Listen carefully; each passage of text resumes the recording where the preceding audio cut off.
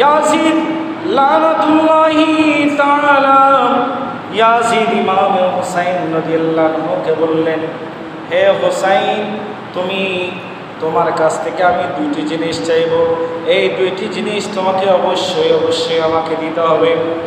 Yazid বলতে লাগলেন, হে হুসাইন, তুমি নয়তো তোমার হাত দাও আর নয়তো তোমার মাথা দাও।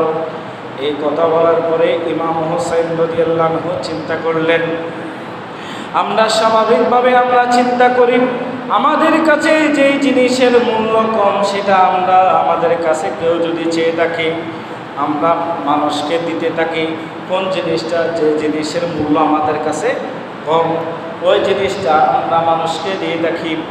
ইমাম হোসেন চিন্তা করলেন সবচাইতে কম জিনিসটাকে, কম মূল্যের জিনিসটাকে।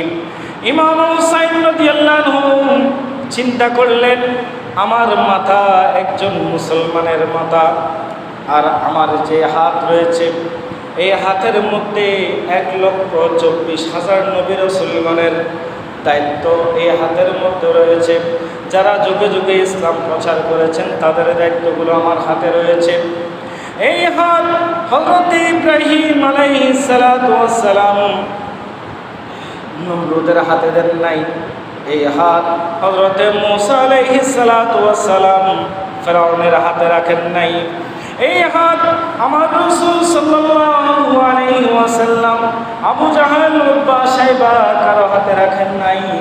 কারণ কেননা এই হাত অনেক দামি, এই হাতের মধ্যে আল্লাহ রাব্বুল আলামিন ইসলামের দায়িত্ব দিয়ে দিয়েছেন। উচ্চ আওয়াজ দিয়ে বলেন সুবহানাল্লাহ।